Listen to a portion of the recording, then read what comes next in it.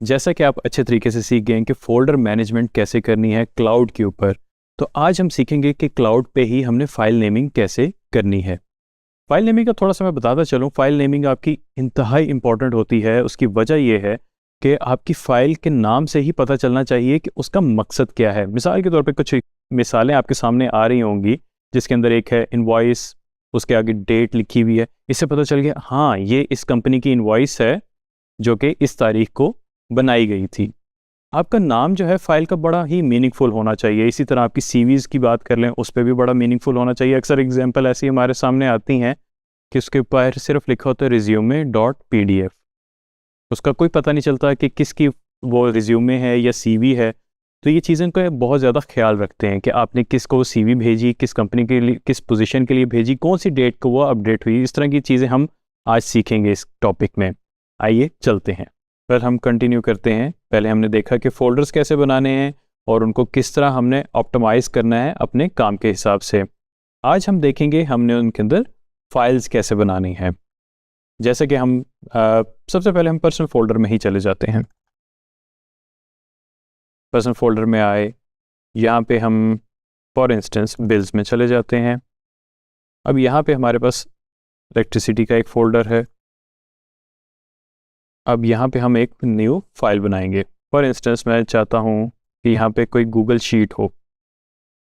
आने वाले दिनों में हम ज़रूर इसको देखेंगे गूगल शीट को। फ़िलहाल जो है इसका हम नाम रख देते हैं बिल्स और इसको सेव कर देते हैं।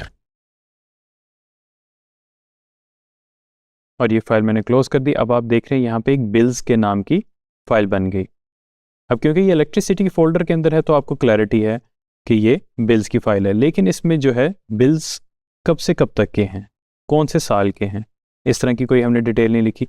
तो इसलिए कहते हैं फाइल नेमिंग बहुत ज़्यादा इंपॉर्टेंट है। इसको अब मैं क्या करूँगा, अब मैं इसको करूँगा रीनेम।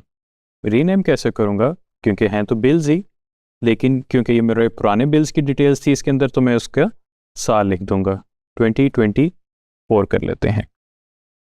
अब मुझे इस फाइल को देख के पता चल जाएगा कि हाँ ये बिल्स की डिटेल है लेकिन साल 2024 के। इसी तरह आपकी फ़ाइल नेमिंग बहुत ज़्यादा इंपॉर्टेंट होती जाती है जिस तरह आप प्रोफेशनली इसको यूज़ करते हैं। आइए चलते हैं अब अपने प्रोजेक्ट्स के फोल्डर में। हम प्रोजेक्ट ए में अब जा रहे हैं। यहाँ पे हम कुछ डॉक्यूमेंटेशंस में जाएंगे। डॉक्यूमेंटेशन क्योंकि प्रोजेक्ट के अंदर बहुत तरह की होती हैं तो हमें यहाँ पे बहुत ही विजिलेंटली फाइल के नाम रखने पड़ेंगे। हम न्यू गूगल डॉक्स ओपन करेंगे। गूगल डॉक्स को हम आगे जाके आने वाले दिनों में ज़रूर सीखेंगे। इसको फ़िलहाल हम अपने इस फाइलिंग के लिए नेमिंग क्या रखनी है उसके हिसाब से अंडरस्टैंड कर रहे हैं। यहाँ पे मैं इस फाइल का नाम रख रहा हूँ प्रोजेक्ट अंडरस्कोर नोट्स, के मेरे प्रोजेक्ट्स के नोट्स हैं और मैंने इस साल में, इस महीने में और इस डेट के ऊपर ये फाइल बनाई है। अब इसका फ़ायदा मुझे क्या होगा कि जब मैं इस फोल्डर के अंदर आऊँगा डॉक्यूमेंटेशन के, और जब मुझे प्रोजेक्ट नोट्स की फ़ाइल को एक्सेस करना होगा तो मुझे एग्जैक्टली पता होगा कि ये नोट्स मैंने इस स्पेसिफिक डेट और टाइम के ऊपर बनाए थे और फिर मैं उसको पढ़ सकता हूँ, अपनी ज़रूरत के मुताबिक या इस्तेमाल कर सकता हूँ। इसी तरह हम मज़ीद एक और फाइल बना लेते हैं। इस डॉक्यूमेंट का हम नाम रख रहे हैं मार्केटिंग कैंपेन। अभी हमारे दोनों डॉक्यूमेंट्स बन गए हैं। अब आप इन नाम को पढ़ें और आप आइडिया लगाएं कि कितने मीनिंगफुल नाम है। हाँ, अगर यहाँ पे लिखा होता न्यू डॉक्यूमेंट 1, न्यू डॉक्यूमेंट 2, तो मुझे बिल्कुल भी नहीं पता चलना था कि ये प्रोजेक्ट के नोट्स हैं या हमारी मार्केटिंग की कैंपेन है। अब यही चीज़ जो है इसको हम अपने हिसाब से, अपने अंदाजे से मज़ीद बेहतर कर सकते हैं। उम्मीद है कि आपके पास भी कुछ आइडियाज़ ज़रूर होंगे जो कि आपके ख्याल से बेहतर हैं कि हम फाइल नेमिंग को इस तरह लेके चलते हैं।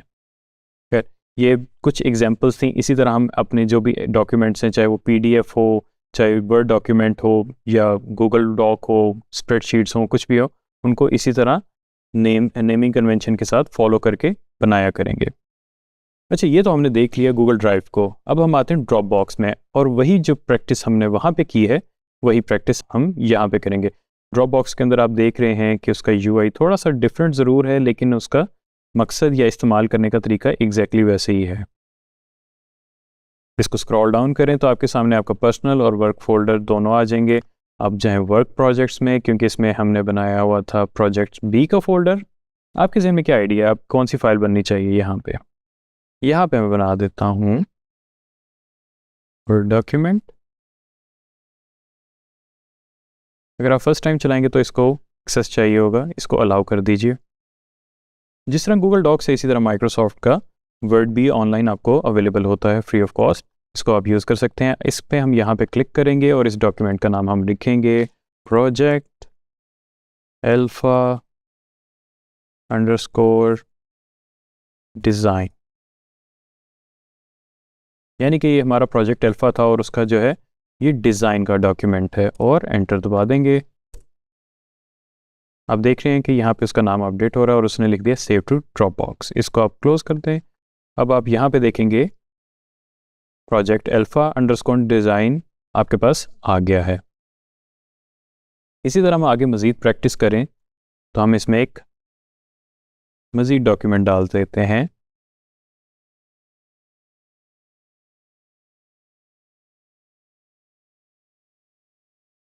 और हमारी एक मीटिंग हुई थी इस प्रोजेक्ट के हवाले से, तो उसका नाम मैं मीटिंग नोट्स अंडरस्कोर जिस साल में, जिस मंथ में और जिस डे को हुई, तारीख को हुई मीटिंग नोट्स, मैंने लिख के इसको एंटर कर दिया ताकि ये भी सेव हो जाए। अब मुझे एग्जैक्टली पता चल गया जो हमारी मीटिंग हुई थी उसका डेट क्या थी। अब मुझे एग्जैक्टली पता होगा कि मैंने इस डेट की मीटिंग नोट्स के अगेंस्ट क्या आउटपुट देनी है। ये सारी चीज़ें हम आगे जो मैं बोल रहा हूँ शायद अभी आप उनसे इस तरह आइडिया ना हो आपको, लेकिन ये कि फ्यूचर में ये सारे काम हम करेंगे, ये कैसे हम ये डॉक्यूमेंट्स बना रहे हैं और इनको हम किस तरह यूटिलाइज करेंगे। जैसे कि आपने देखा मैंने दो यहाँ पे डॉक्यूमेंट्स बनाए हैं, एक मीटिंग नोट्स विद डेट और एक है डिज़ाइन डॉक्यूमेंट प्रोजेक्ट अल्फा का। अब मुझे इनको पढ़ के एग्जैक्टली पता चल रहा है कि ये मेरे डॉक्यूमेंट्स इनका पर्पज़ क्या है। अगर हम देखते हैं अगर मज़ीद फ़ोल्डर के अंदर, तो इसी तरह हम सोर्स कोड के अंदर जाके अपनी सोर्स कोड फाइल्स डाल सकते हैं, या जो भी हमारी मज़ीद चीज़ें हैं वो हम कर सकते हैं। इसी तरह folder management plus file management with proper naming convention. Well trainees, आज आपने देखा है कि हमने फाइल नेमिंग को किस तरह इस्तेमाल करना है, ये किस तरह के हमारे रूल्स हैं। ये सेल्फ मेड रूल्स होते हैं, आप इससे भी बेहतर चीज़ें कर सकते हैं, लेकिन आइडिया आपको मैंने दे दिया है कि हमने आइंदा फाइल्स कैसे बनानी है। न्यू नेम नहीं होना चाहिए, न्यू फाइल नहीं होना चाहिए, बल्कि प्रॉपर नेमिंग होनी चाहिए। अगर इनवॉइस है तो इनवॉइस लिखा हो, किस कंपनी के लिए है तो उसके आगे अंडरस्कोर डाल दें या डैश डाल दें या स्पेस डाल दें, कंपनी का नाम लिखें और आगे डेट डाल दें। अगर आपकी सीवी है तो उससे पहले लिखें सीवी और अपना नाम लिखें और जिस पोजीशन के लिए आपने अप्लाई किया है, या अगर आपने पोजीशन के लिए अप्लाई नहीं किया जो लास्ट अपडेटेड डेट है वो डेट डाल दें। तो ये कुछ ऐसी चीज़ें हैं जो कि छोटी छोटी होती हैं लेकिन बहुत ज़्यादा मायने रखती हैं। Thank you very much.